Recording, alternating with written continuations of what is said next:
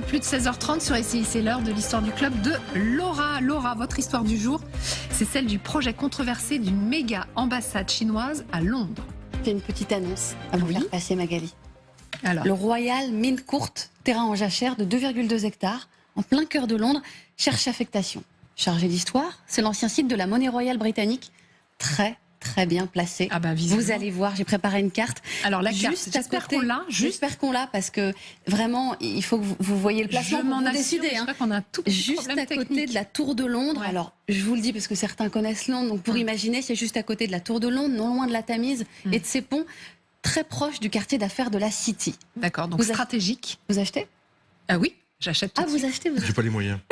Vous êtes plus réaliste que Magali. Hein. Je remarque que Magali est un peu rêveuse. Alors regarde, alors je vais étudier votre proposition. Voilà, alors où est-ce que nous... Mais moi j'ai envie même d'acheter, bien sûr que j'ai envie d'acheter. Ça vous plaît, hein? Bah oui, ça me avez plaît, les c'est fonds quand même très bien. Et colonel, c'est bien placé quand même. Il va sauter d'un sujet sur les ultra riches, faites attention. Oui, on avait un sujet sur les ultra riches. Ça vous a fait rêver un peu du coup? Un petit peu. Parce que je suis pas sûre que vous ayez les fonds. D'accord, mais c'est sans Parce que les Chinois ont bien aimé, Ouais. eux ils ont bien aimé et eux ils ont fait une offre. Parce qu'ils ont souhaité y installer leur nouvelle ambassade au Royaume-Uni sur ce site, qui deviendra ainsi la plus grande ambassade d'Europe. Ils ont acheté le terrain en 2018, c'est déjà fait en réalité. D'accord. Déposé le permis de construire en 2022. On est en 2025, permis de construire. Rien n'est fait là depuis? Il y a beaucoup d'opposants à ce projet. Et les derniers en date, ce sont les Américains. Les États-Unis sont profondément préoccupés par le fait de donner à la Chine un accès potentiel aux communications sensibles de l'un de nos plus proches alliés, a déclaré récemment un haut responsable américain auprès du Sunday Times. Ce qui inquiète, c'est que la Chine puisse profiter de la position stratégique de cette ambassade pour espionner, notamment en utilisant les câbles de données qui serpentent sous le quartier d'affaires de la City. Et il n'y a que les Américains qui s'inquiètent? Non. Et le projet, dont j'avais préparé une modélisation, mais là non plus je ne sais pas si on pourra la voir, a tout du parcours du combattant pour les Chinois. Je le disais, ils ont déposé le permis de construire en 2022. Permis de construire rejeté cette année-là par le conseil de Tower Hamlets, un des conseils municipaux londoniens. Une nouvelle demande a ensuite été déposée, puis refusée à nouveau par le même conseil, à l'unanimité en décembre 2024. Regardez, c'est la modélisation. Ouais. Donc, nouvelle demande, redéposée, refusée en décembre 2024, et ce malgré les quelques cadeaux qu'auraient fait au Conseil des responsables chinois dans du vin français. Tiens. C'est ce que j'ai lu. Ouais. Ça n'a pas suffi. Ce vin français, pourtant. Hein. Ouais, c'était pas mal. Motif du refus, la méga ambassade pourrait attirer des manifestations qui gêneraient dans la zone.